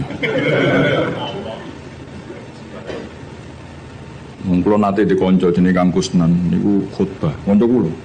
Lalah bangun derek sholat teng mriku. Lah soft awal. Bar loro yakin. Wong khotib ono munggahe bareng. Mosok khotib amit bareng. Ayo pusing. Bareng-bareng ndekne rodok dulur bar loro 3 dina akhire sowan Mbah Mun. Ampun balik maneh, Kak. Nak Jumatan namun terigu. Wong dene rodok dulur. Semenjak peristiwa itu ini kanca kula mboten nate Jumatan kok ngarep. Terutama teng daerah sing wong ngerti nek kula wong alim. Tapi kan gak mungkin gawe hukum ini. Kesunatan soft awal, kecuali wong alim, kesunatan go guri. Kan yo gak mau wong akeh, fikih kok ngono fikih opo kan. Tapi kita nak gak ngono yo sakake. Piye sebayangno misale Kang Ali khutbah terus sing makmum aku. Nang ngarep ono soft awal ngono. Lho nak salat biasa kan gak ketok nak salat. Khutbah kan ngandani ibadah. Setika dani kiai ini khutbah itu ngandani ini barang. Jajal kowe misale sing makmume misale Mbah Mun, wong alim-alim misale Mbah Arwani, Mbah Turehan. Zaman akhir wae dunia wis rusak. Wae zaman wong ora seneng ngaji, nak ngaji ra tenanan. Iki kiai-kiai sing roh kowe ngajine ra tenanan. Iki kan kiai-kiai sing roh goblokmu. Sikape ngomong apa to? Tapi kan kita orang mungkin ngarang fikih kesunatan kiai, nak Jumatan kok. Gurih sama wong akeh hukum apa? Nah jadi, Abu Hanifah itu orang yang tertarik bakas ini. Imam Malik gak seneng, standar Imam Malik. Standar artinya ya wes semua bakas ini semua. Abu Hanifah sempurna, senam otak itu sempurna. Mana Hanafi itu paling rileks wis. Jadi Imam Syafi'i kan jendos parah. Terus kalau dimen ke Imam Syafi'i itu ribet tenan. Ribet. Betul ribet ya tak contohno kira Imam Syafi'i niki Ka'bah ya, tak contohno ngadeg. Ketok kan kalau niki kan Ka'bah. Terus kula teng Multazam wis bar niat tawaf. Rungokno, awas kena keliru. Apa menek salah tafsir kok tulis yo malah dosane. Wong ngaji rapati paham terus mbok tulis. Oh, udah amatir-amatir.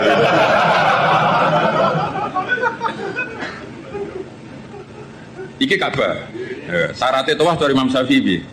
Jailan al-baita an yasari kan. Siapa tahu orang kita biru? Jailan al-baita posisi Ka'bah harus di kiri. Wes kita tawaf kok ngene kan iki Hajar Aswad kok ngene. Wes tau kaji kan? Kowe urung tau. Sembrono iki. Tukang alis tau kaji lagi. Tahun berapa? Wah? 2010 semaju. Ya, Hajar Aswad, wis setar kan? Buareng tok Multazam, tok Ka'bah itu. Pokoknya itu pintu Ka'bah atau apa. Itu kaji. Ya, semoga kaji Musa.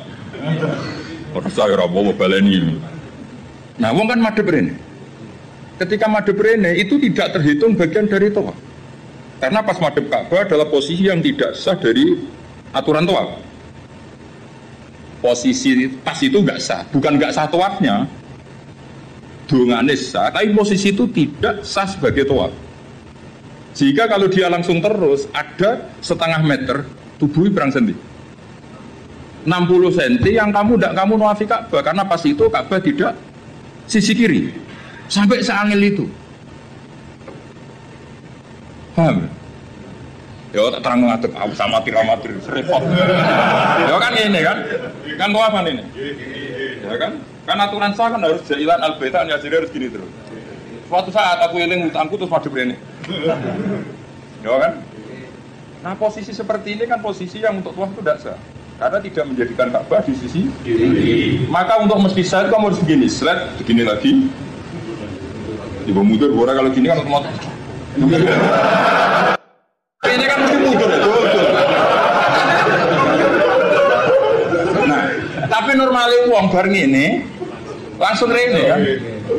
Nah itu masalah cara madzhab Syafi'i karena ada 60 cm yang Ka'bah tidak di sisi kiri. Ayo milih Syafi'i tahan Hanafi. Ayo jajal. Ayo Syafi'i tahan Hanafi. Syafi'i. Lapas intikal ke paham naik orang ada. Enak. Jadi sampai sebegitunya Imam Syafi'i karena aturannya jailan al-baita. Makanya mungkin kan diterang, nak ngalami ngono kudu inti tau agak balik. Masa mau gampang jadi ulama? Enak jadi wong bodoh, ketemu pangeran, dia kok tawaf mau om, tapi nanti ngertos. Ya wong. Wes, mesti pangeran wong bodoh akeh maklume. Angel kandanane angel. Serwet itu, jadi Imam Syafi'i itu ulama paling konsisten. Terus beliau menyarankan jangan dekat-dekat Ka'bah karena takutnya nginjek sadarwan atau pondasi Ka'bah. Karena kalau sekali nginjek pondasi Ka'bah, kowe jenenge gak ngubengi Ka'bah tapi idak Ka'bah. Jenenge muteri Ka'bah ya semuanya kamu puteri. Lah nek kowe ning dhuwur jenenge idak-idak.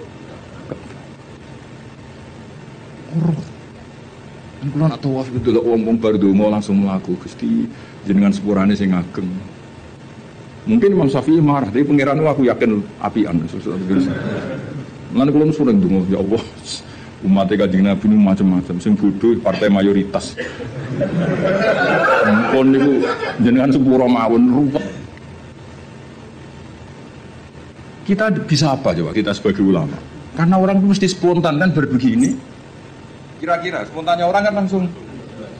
Berarti ada sisi di mana tawafnya dia enggak memenuhi syarat karena tidak menjadikan al-bata an yasari syailan al-bata. Tapi aku yakin kumkup pengiran nyepuro. Wis ngono tok. Ora kok yakin rasa atau gak. Aku yakin pengiranmu nyepuro. Engko enak tuh kita.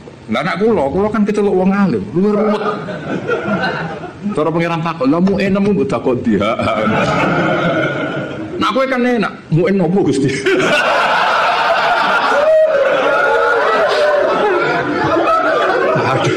Ojo ya ora roh. Apa meneh nak kajimu adol Tegal adol sawah tambah sah.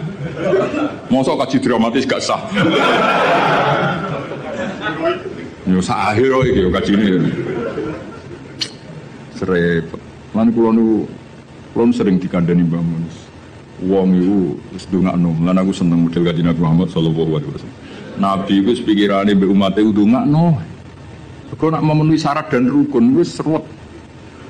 Tapi aku setuju Imam Syafi'i itu ilmu. Memang yang jenenge tawaf itu ya jailan al-baita an yasari. Ka'bah harus selalu di sisi kiri. Tapi masalahnya ada posisi di mana Ka'bah di depan kita. Nah itu kowe nak kepen ikhtiyat iki sing urung-urung kaji sing wis kaji wis kadung ya wis. Wis ora usah nyesal wis. Kok tak golekno madhab. Nak ra ono tak golek-golekno.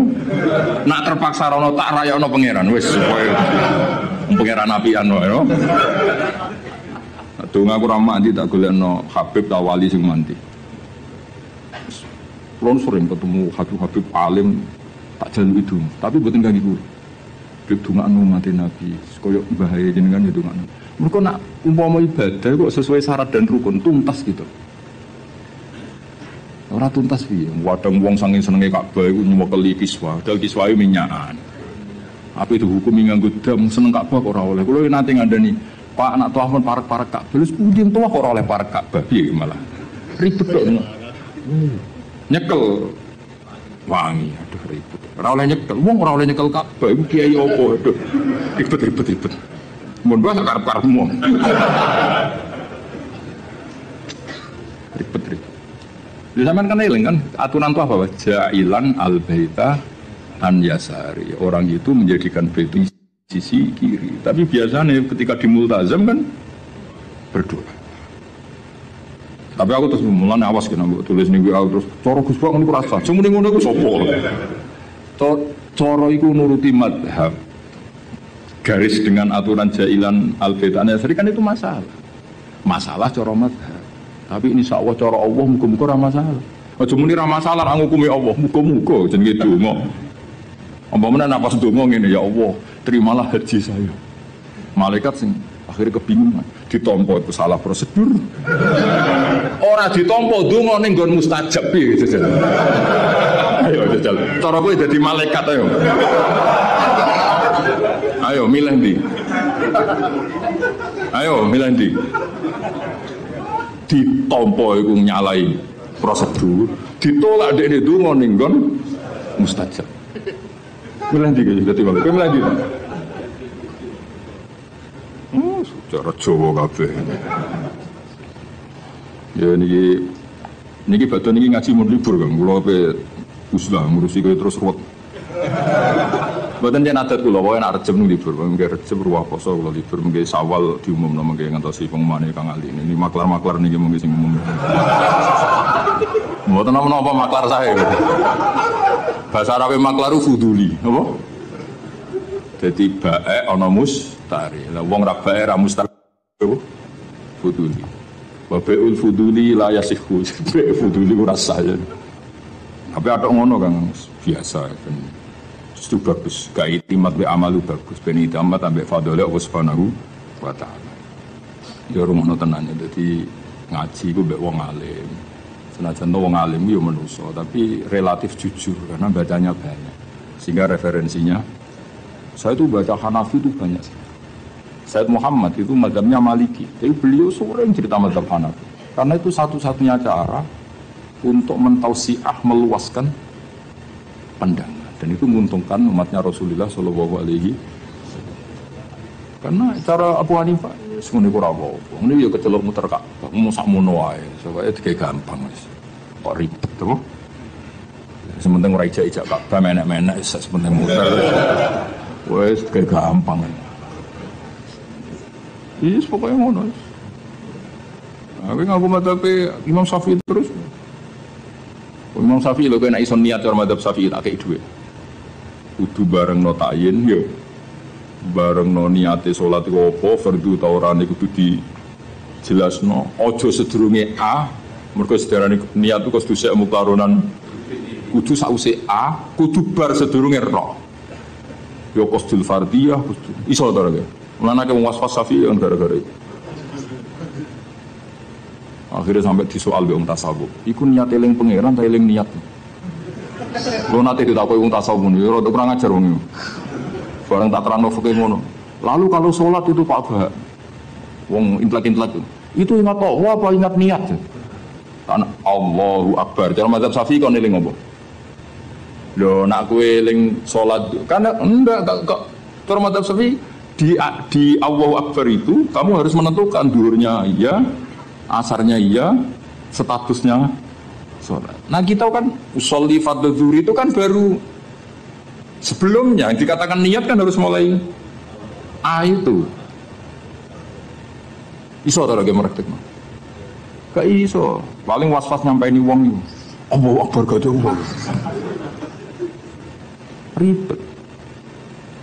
Menurut nanti ditegur tiang, ini kisah nyata, Bapak, kuwajo aja, ono apa aja, coba Gusdur Presiden, jadi di sini ono aliran tertentu atau madhab tertentu, itu wong NU nak ujian ra lulus, mereka takoi, bagaimana niat duhur, wong NU dijawab sholli fardhu zuhri arab gak sah, dicorek, diik, niat ada di hati. Wareng Gusdur Kuwoso, ini jari wong iku tapi buka-buka bodoni wong iku, bareng Gusdur Kuwoso. Apa niat sholat duhur? Kono jawab niat ada di hati, diik. Sing bener sholli fardhu. Sing cerita itu kocok kula, pegawai Kemenang. Gimana Bapak? Agama kok jadi begini? Warga sing ngetes itu mangkel tahu dites gak lulus. Suatu saat dia dijabat. Pertanyaan itu diulang. Ayo kita jawab. Bagaimana niat duhur? Jawab. Sholli. Tapi kalau mereka jawab niat ada di hati. Nah sebetulnya kita sebagai wong alim kita loh, aku tok kowe lah sak wong alim kabeh. Kita sebagai wong alim kan yo ngerti. Wa yusannu at-talaffuzu binniyat, tapi nak niat tetep fil qalbi. Akhirnya Pak sing pegawai Kemenang ku tak omong. Mulane nak ngaji mbek wong alim, masih cara NU jenenge niat yo fil qalbi. Usolli jadi talaffuz binniyat. Tapi kita kan kita lah yo melu goblok. Usolli fadzur ini atau niat dur saja ya ora. Niat itu tetep fil qalbi. Lah nglafatno jenenge wa yusannu talaffuz binniyat. Berarti pas muni usolli iku niat wa talaffuz binniyat. Talaffuz binniyat. Ya tapi sing ngalim detail niku sapa zaman akhir. Mungkin orang yo cek tak kandhani. Tapi sementing secara politik mau. Bagaimana niatnya sholat duhur? Usolli fardhu zuhri dipeng. Yang benar niat ada. Suatu saat sing sitok puasa. Bagaimana sholat duhur? Niat ada di hati. Dipeng. Yang bener. Sholli fardhu. Ya Allah, Indonesia ono-ono. Ngono hukum rubah-rubah lho. Terus yang ngono, gimana hukumnya kunut? Jawab sunnah. Kan sitok hukum iki. Yo karek sing puasa sapa repot. Pun terus nang. Mun fasal ma'rifatu sababin nuzul. Utawi iki bab nerangno ngerteni asbabun nuzul. Duwetel kok militer ya. Kurang-kurang menit 27 ya. Nah, cara kowe jawab kan 30 menit ini gak apa. Detail tahqiq. Mergo urusan jam. Jajal takok hukum.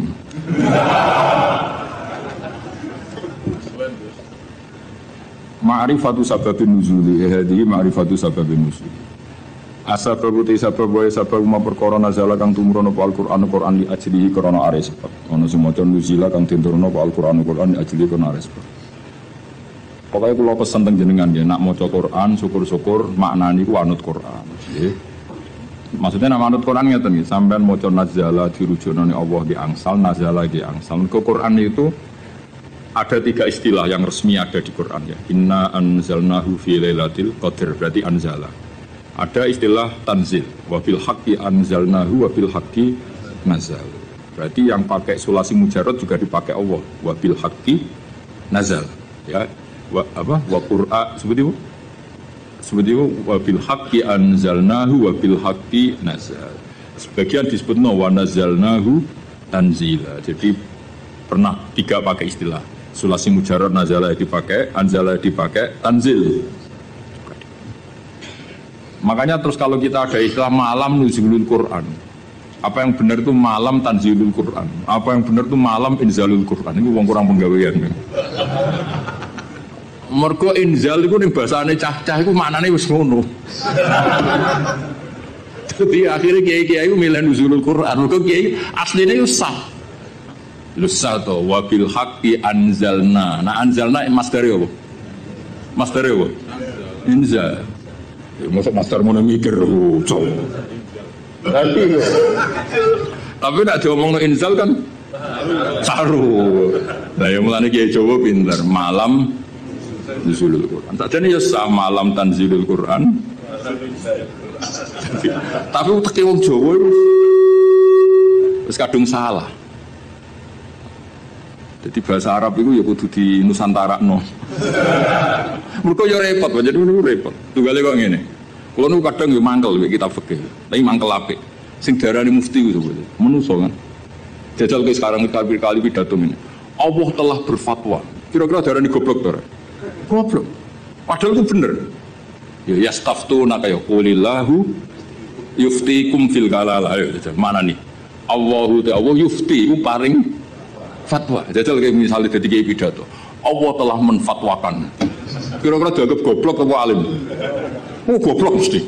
Fatwa itu kanggo MUI, kanggo ulama. Nah Allah itu gak fatwa. Padahal ana ayat. Qulillahu yuftikum fil kalalah. Coba afta yufti ifta. Lan aku akhirnya malah goblok daripada resiko. Allah dereng nate muni Allah memberi fatwa begini urung tahu. Padahal aku ngerti asline ngono kok oleh. Daripada darani goblok. Nah goblok tenan ra apa-apa kan. Nganu wis asli. Eleng-eleng ya. Jadi sebetulnya ngene kalau zaman ngaji teng sarang niku Mbah Mun guru-guru ya Mbah Mun sedanten putra-putrane nak maca iku wa nazala qauluhu ta'ala. Kadang diwaca wa nuzila qauluhu ta'ala. Mergo tiga-tiganya dipakai. Nama wa bil haqqi anzalnahu wa bil haqqi nazal.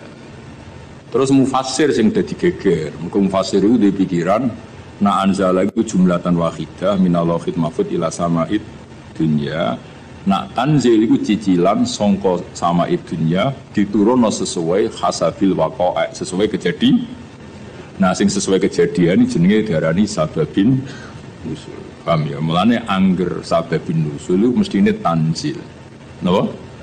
Tanzil. Jadi sakjane iku ya sing bener iku malam tanzilul Quran. Mergo utawa kemungkinan bener malah malam inzalul Quran. Mergo kok Allah mahfud ila sama'id.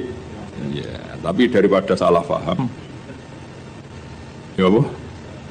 Ya nuzulul Quran. Mulane kiai Jawa wis alim-alim tenan. Jadi milih sana kesodok sini, milih tengah-tengah malam. Sajane lugat resminya ya 3 tadi napa? Anzala, nazala, nazala. Yo nak tanzil karuan kathah misale sing terkenal ning surat apa? Suara ya. Wa innahu la tanzilu. Pokoke surat iku lah wa innahu la tanzilu.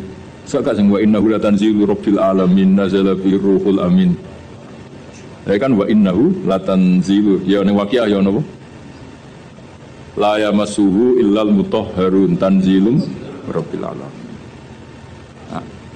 Nah, mulane dawuh Mbah Mun kula jeeling. Dawuh Mbah Mun niku anak cara kubu sebelah, mbok sebelah ndi ora ro. Iku nyekel mushaf, iku ora usah wudu. Mergo dekne iku berkepikiran la yamassuhu illal mutahharun Quran sing ning Lauh Mahfuz. Quran yang di Lauh Mahfuz itu tidak ada yang menyentuh kecuali malaikat yang suci-suci. Jadi tidak ada hubungannya dengan praktek yang dilakukan manusia untuk megang Quran harus wudu. Cara pikirannya mereka. Mereka sing ahli ijtihad maksudnya. Nak sing ning kene kan sanut, no? Ya iku cara pikirannya mereka, paham nggih? Tapi kalau jeeling dawuh Mbah Mun, nak ulama-ulama tahqiq kaya Sayyid Abi Bakar Sato, Sayyid Zaini Tahlan, cara berpikir orang ngono. La yamassuhu illal mutahharun itu pancen Quran sing Lauh Mahfuz itu yang megang hanya malaikat yang suci. Tapi ketika sudah di kita itu tanzilun wis diturunno ke kita. Mergo tanzil itu diturunkan secara sedikit-sedikit. Artinya itu sudah hubungannya dengan kita. Mergo nak sing ning Lauh Mahfuz itu jenenge ora kitab tanzil tapi fi kitabim maknun. Ruangno ya, jadi sing Lauh Mahfuz itu istilah resmine fi kitabim maknun itu bener la yamassuhu illal mutahharun. Tapi kenapa kita wudu? Mergo ning mushaf sing kita pegang itu hubungannya dengan kita. Mergo tanzilum mirabbil alam. Itu Quran yang di kita apa yang di Lauh Mahfuz? Di kita, mergo wis ditanzil, wis diturun. Nah, karena yang di Lauh Mahfuz saja malaikatnya harus suci untuk memegang yang di Lauh Mahfuz, maka kita nginduk ketentuan itu. Jika indukannya harus aturan suci, maka diturunannya juga harus suci. Paham ya?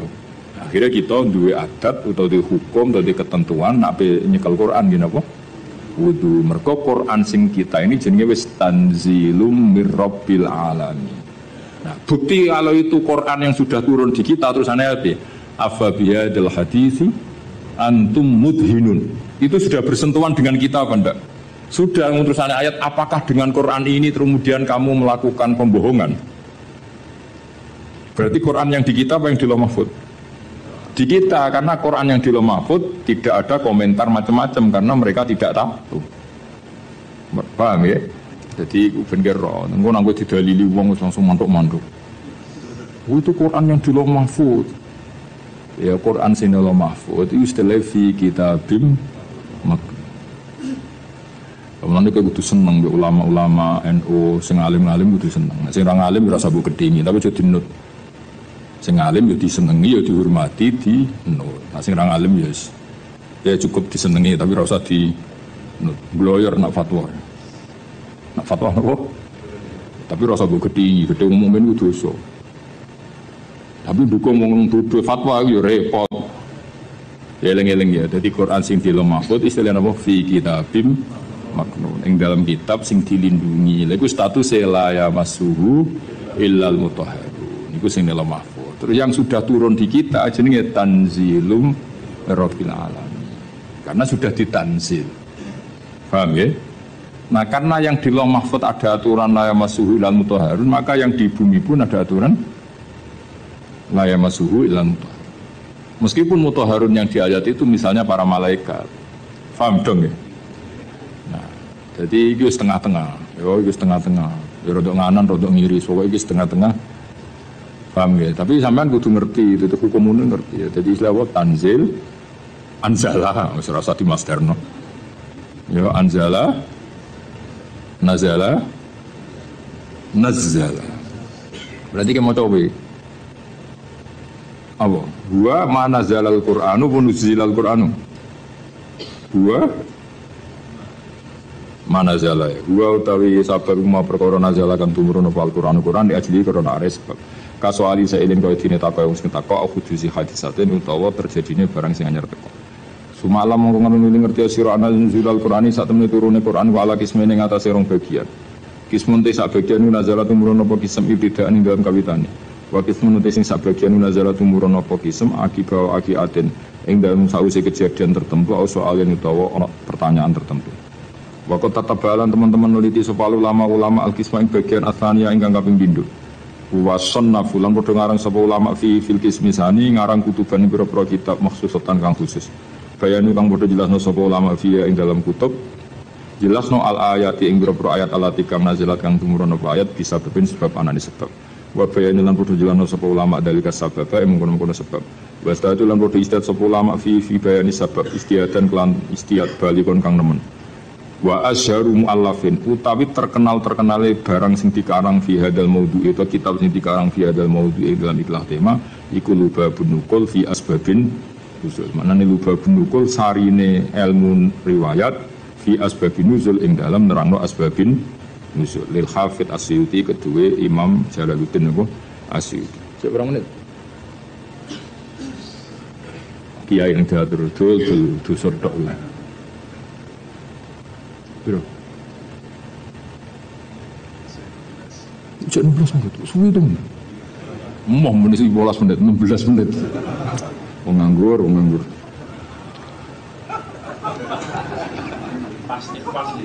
Pasti. Itu juga ada santri imsak. Imsak kurang 4 menit. Buareng rokok kurang 1 menit. Woi, cek oleh. Buareng wis diumumno. Subuh imsak, iku ana wektu ikhtiyat antarane imsak sampai subuh. Aku zaman ngaji falak lu ikhtiyat pirang menit? 5 menit. Berarti jek ono. Aduh mata nang. Ngono iku repot ngadepi santri diwamuk iku bocah pinter mergo di logika ikhtiyat. Dibarno dlodro. Nah sing khusuk karuan jam 3 wis ikatan wis tahajud. Wis karuan bener cara ibadah, tapi biasanya rapati roh hukum. Nah ikhtiyat itu leh. Ya jadi misalnya imsak jam 4, duit jam 4 itu hakikate imsak jam berapa?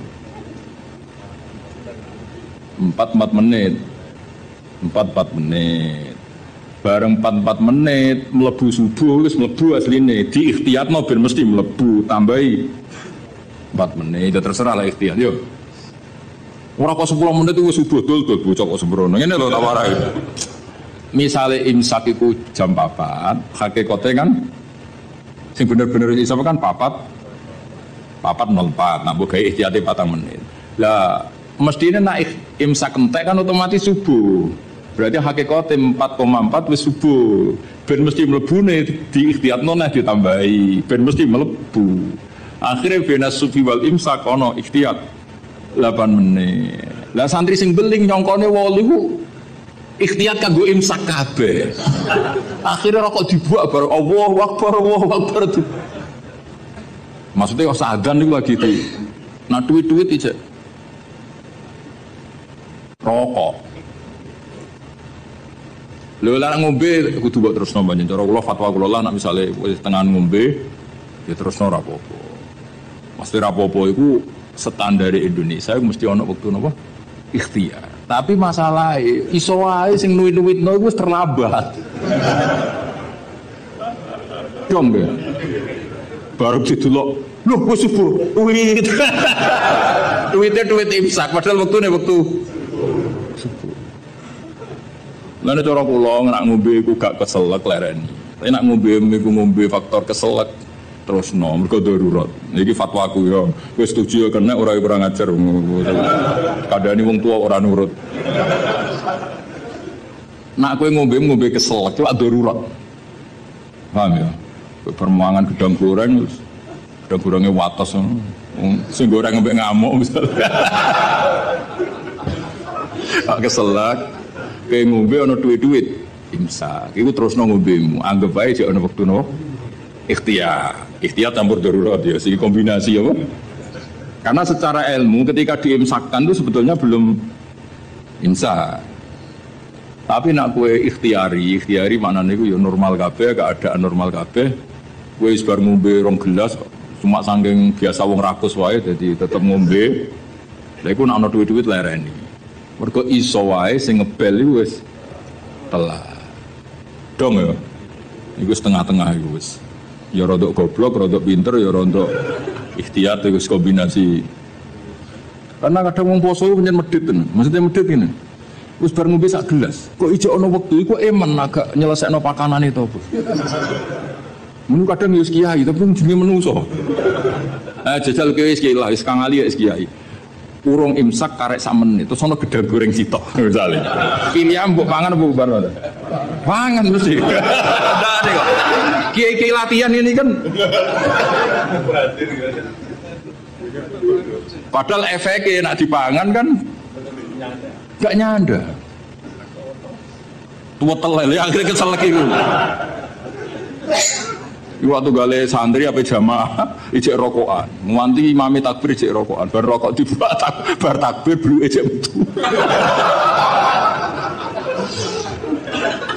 Mereka ambek melayu terus takbir, bar takbir blu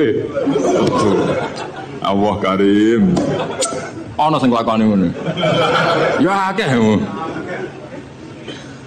Semane muga-muga disepuro pengiran. Delok donya aku seruwet. Yo sisane mau donga. Biyen waco. Ya dadi ikhtiyat iku sakjane ngono. Tapi dadi ikhtiyat iku ora kok ambek apa? Ambek imsak ambek subuh iku ora. Imsak entuk 4 menit. Nggo memastikan subuh mlebu tenan. 4 menit ora kok 8 menit wae imsak kabeh ku ora. Tapi wong-wong ku milih 8 menit itu dianggap sembrono. Wis dong iya. Sini-sini wong ngaji aku ra dong enak. Ora mbok simpolo dhewe. Sebaro iku sing kliru ya kowe ora aku. Ngono kula terusna. Fawa itu ma'rifati sababin nuzul. Utawi iki bab nerangno faedah sababin nuzul. Wa fi hadal amal dan iku tetep ing dalam iku amal fawaidu utawi boro faedah jalilatun kang agung. Minha setengah sangi fawaid ma'rifatu wajhi hikmati utawi ngerteni wajah hikmah al-baisati kang dorong ala tasiril hukmi ing atase disyariatane hukum. Jadi wajah hikmah sangka ngerti asbabun nuzul, kamu tahu filosofi hukum itu. Mergo ngerti asbabin kayak gini lah, misalnya asbabun nuzul Rabbana atina fid dunya hasanah wa fil akhirati hasanah wa qina.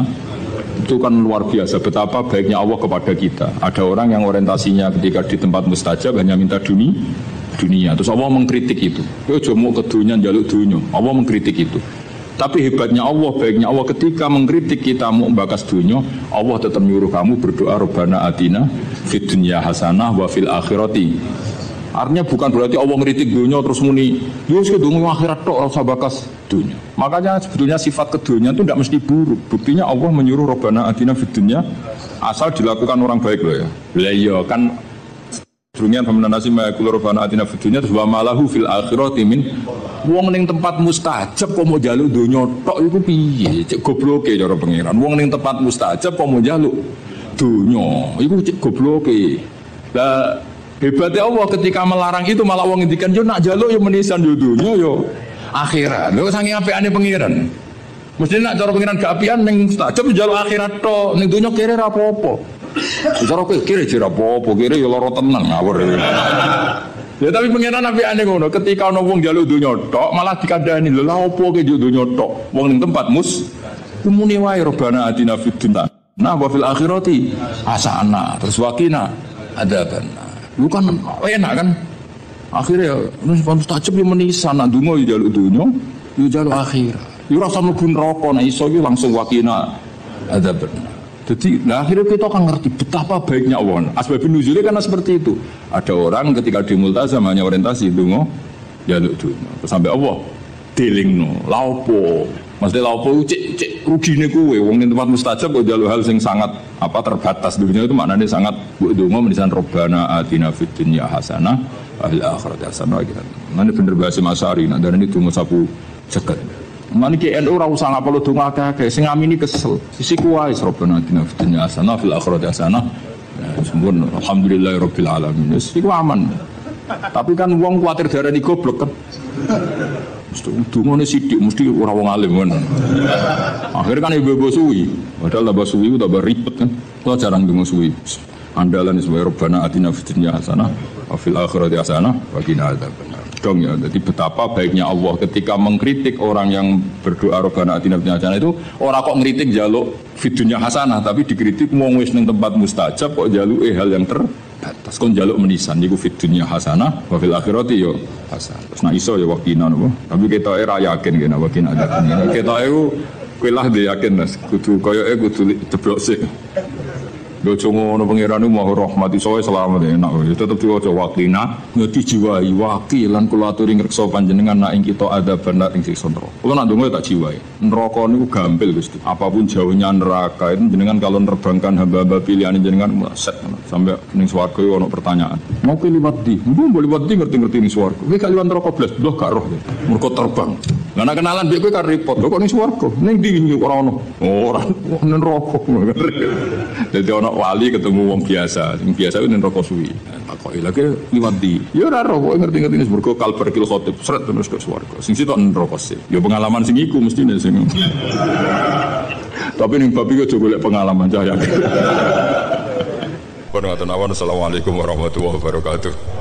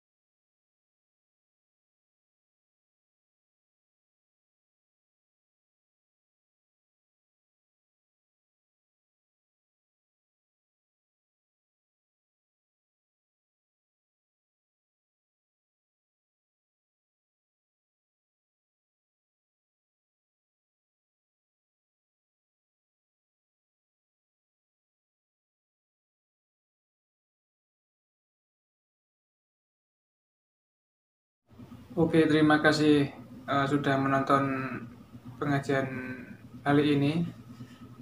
Semoga bermanfaat. Jangan lupa share ke teman-teman atau kerabat terdekat.